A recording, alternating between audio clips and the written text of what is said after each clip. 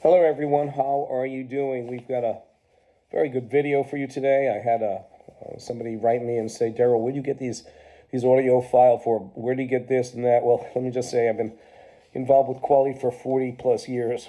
We collect a lot of information.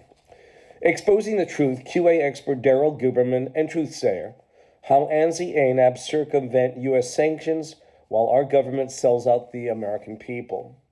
Here's a little bit of it. Here's why ANSI ANAB does not follow U.S. State Department sanctions, because they don't have to follow any sanctions on trade with countries. ANSI is protected by the OFAC and the Treasury Department. Okay, the OFAC is the Office of Foreign Assets Control, which allow ANSI free rein with standards writing for sanctioned countries. ANSI received written clarification from the Office of Foreign Assets Control, confirming that its international standards development activities do not violate OFAC's Sudan sanctions regulations. Additional clarification with respect to OFAC.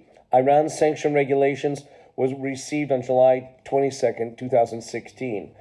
As OFAC stated in its initial guidance to ANSI on August 15, 2012, such activities were deemed to fall within the informational materials exemption to the sanctions regulation or are authorized under general license, which allows for collaboration on the creation and enhancement of written publications.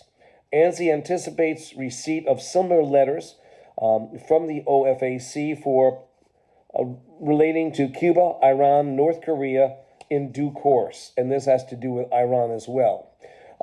Recognizing that ISO and IEC standards, International Electrical Cooperation Standards, are created with input from member bodies in embargoed countries. That's the way that's the way corporations go around it, because they sit on the International Accreditation Form. Let's get into this now, because this is very important. Ladies and gentlemen, my fellow citizens, fellow business owners, for over 40 years I have dedicated my life to quality, exposing corruption and ensuring that standards are upheld for the safety and well-being of the American people. But what I have uncovered should send shockwaves, through the nation. The very institutions responsible for regulating industries, thus entrusted with ensuring our safety, security, and economic prosperity, have sold us out. This is not a partisan issue with a Democrat or Republican. The reality is the same. Our government does not function for the people of the United States. Instead, it bends to the will of international interests, corporate elites, and regulatory bodies that operate without accountability. The Office of Foreign Assets Control and Global Loophole. We have evidence, which I just read a little bit of that the Office of Foreign Assets Control, OFAC, the entity responsible for enforcing U.S. sanctions, has allowed the American National Standards Institute and the American National Crediting Board to operate freely in sanctioned countries under the guise of standards development. This is not speculation. In 2017, a notification was issued stating that ANSI was actively investigating options for remote participation for affected individuals from banned nations like Iran, Libya, Iraq, Somalia, Sudan, Syria, and Yemen.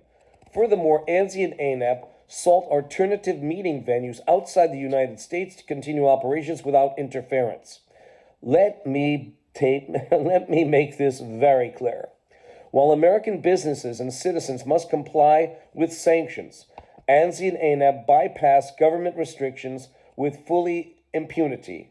These organizations are private entities, yet they wield the power to dictate industry standards, including for companies like Boeing, Lockheed Martin, Johnson & Johnson, and Pfizer, to name only a couple corporations, without answering to the American people. They operate above the law, using loopholes to conduct business in regions deemed national security threats. So even though President Trump is putting in these sanctions, they don't work.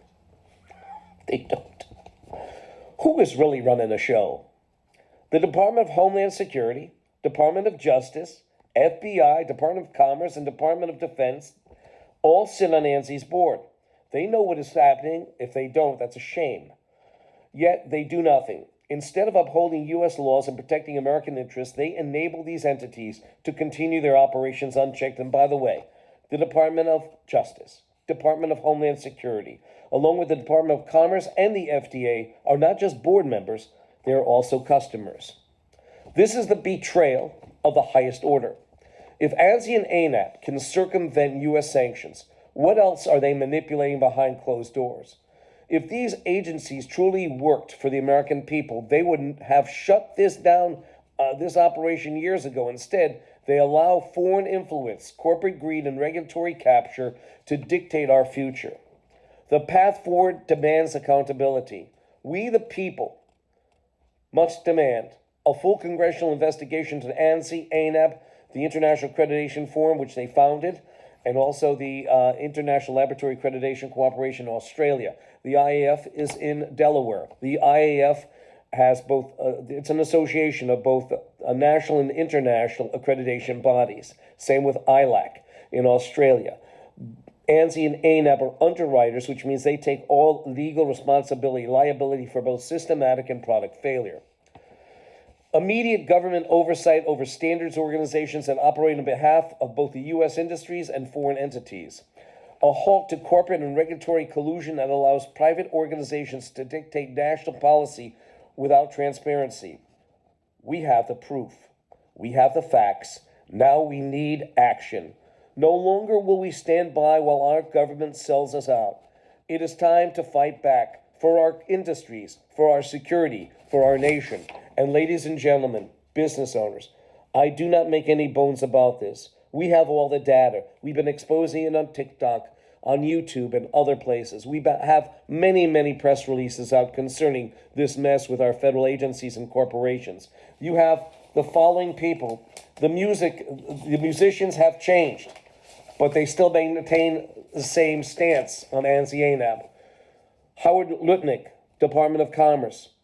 Pete Hegseth, DOD. Kash Patel, FBI.